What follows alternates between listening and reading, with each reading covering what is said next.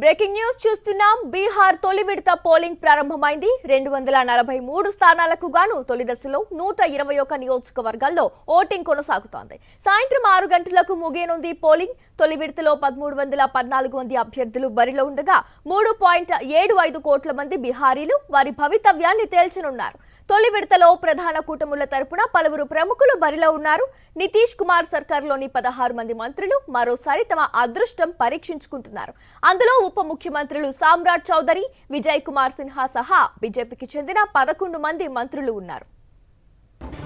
సామ్రాట్ చౌదరి తారాపూర్ నుంచి, విజయ్ కుమార్ సిన్హా లఖిసరాయ్ నుంచి పోటీ చేస్తున్నారు. మహాగఠబంధన్ సీఎం అభ్యర్థి ఆర్జేడీ అగ్రనేత తేజస్వి యాదవ్ మూడోసారి రాఘోపూర్ నుంచి బరిలో నిలిచారు. ఆయన సోదరుడు మాజీ మంత్రి తేజ్ ప్రతాప్ యాదవ్ మహువా నుంచి పోటీ చేస్తున్నారు. రఘునాథ్పూర్ లో రాజకీయ నేతగా మారిన గ్యాంగ్స్టర్ దివంగత మహ్మద్ షాబుద్దీన్ కుమారుడు ఒసామా సాహబ్ ఆర్జేడీ తరపున పోటీ చేస్తున్నారు.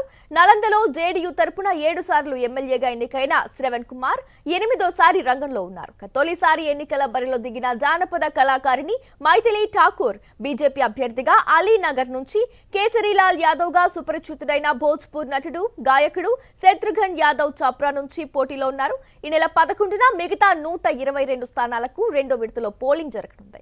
ప్రత్యేక ఓటరు జాబితా సవరణ తర్వాత తొలిసారి బీహార్లో ఎన్నికలు జరుగుతున్నాయి. 2020 బీహార్ అసెంబ్లీ ఎన్నికల్లో ఎన్డీఏ కూటమి 125 స్థానాలు గెలుపొంది అధికారం చేపట్టగా మహాగఠబంధన్ 110 సీట్లతో ప్రధాన ప్రతిపక్షంగా నిలిచింది.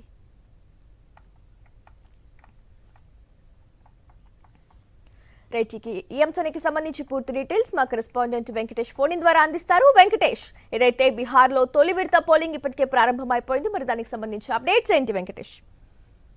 బీహార్ అసెంబ్లీ ఎన్నికల తొలి దశ పోలింగ్ ప్రారంభమైంది. సాయంత్రం 6 గంటల వరకు ఇది కొనసాగబోతుంది.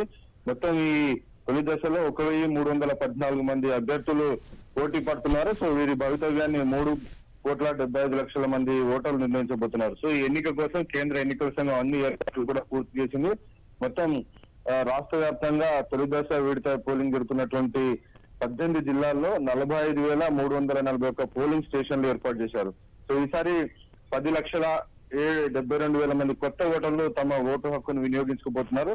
సో బీహార్ అంటేనే చాలా మంది వలస వెళ్ళినటువంటి కార్మికులు ఉంటారు. సో ఆ వలస వెళ్ళినటువంటి కార్మికులందరూ కూడా తిరిగి బీహార్ కు చేరుకున్నారు. దాదాపు 2 కోట్ల మంది దాదాపు బయటి రాష్ట్రాలకు వలస వెళ్తుంటారు. సో ఈ వలస వెళ్ళినటువంటి ఈ కార్మికులే బీహార్ యొక్క భవితవ్యాన్ని నిర్ణయించబోతున్నారు. సో ఆ దిశగా చాలా మంది రైళ్లలో ఇప్పటికే బీహార్ చేరుకున్నారు. సో పాట్నా సహా పాట్నా చుట్టుపక్కల ఉన్నటువంటి 18 జిల్లాల్లో ఈ తొలి విడత పోలింగ్ 121 స్థానాల్లో జరుగుతుంది. సో ఎవరిది పై చేయి కాబోతుందన్నది ఈసారి చాలా ఉత్కంఠగా ఉంది. మొత్తం ప్రధానంగా ఇండియా కూటమి తరఫున ముఖ్యమంత్రి అభ్యర్థి తేజస్వి యాదవ్ రాఘోపూర్ నుంచి పోటీ చేస్తున్నారు. సో మూడోసారి ఆయన బరిలోకి దిగారు. సో ఈసారి ఆయన హ్యాట్రిక్ గెలుస్తారని ఆయన అనుయాయులు, ఆయన అనుచరులందరూ కూడా విశ్వసిస్తున్నటువంటి పరిస్థితి. అలాగే బీజేపీ నుంచి ఉప ముఖ్యమంత్రిగా ఉన్నటువంటి సామ్రాట్ చౌదరి తారాపూర్ అసెంబ్లీ సీట్ నుంచి పోటీలో దిగారు. సో ఆయన కూడా ఈ తొలి విడత ఎన్నికల పోలింగ్ పరీక్షను ఎదుర్కొంటున్నటువంటి పరిస్థితి. సో మొత్తానికైతే చాలా హోరాహోరీగా పోరాటం కొనసాగబోతుంది. దాదాపు 20 సంవత్సరాల నుంచి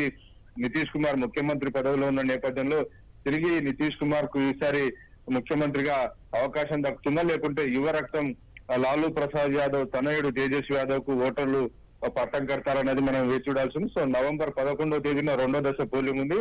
ఆ రెండో దశ పోలింగ్ తర్వాత నవంబర్ 14వ తేదీన మొత్తం కౌంటింగ్ జరగబోతున్నటువంటి పరిస్థితి. సో మొత్తానికి ఈ అసెంబ్లీ ఎన్నికలు కేంద్ర ఎన్నికల సంఘం నిర్వహించినటువంటి ఎస్ఐఆర్ తర్వాత నిర్వహిస్తున్నటువంటి తొలి ఎన్నికలు కాబట్టి ఎలాంటి ఫలితం రాబోతుంది అనేది చాలా ఉత్కంఠగా ఉంది. రైట్ వెంకటేష్, ఏదైతే ఇక మూడోసారి కూడా ఇందాక మీరు చెప్పినట్టు గెలుపొంది హ్యాట్రిక్ లక్ష్యంతో రాఘోపూర్ నుంచి బరిలో నిలిచిన తేజస్వి యాదవ్ గురించి ఫీడ్బ్యాక్స్ ఎలా ఉన్నాయి? హ్యాట్రిక్ కొట్టే అక్కడ కనిపిస్తుందా పరిస్థితి, హ్యాట్రిక్ కొట్టే పరిస్థితి?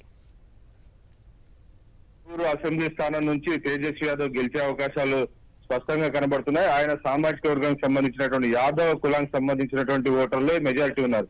సో పూర్తిగా బీహార్ ఎన్నికలంటేనే కుల సమరం.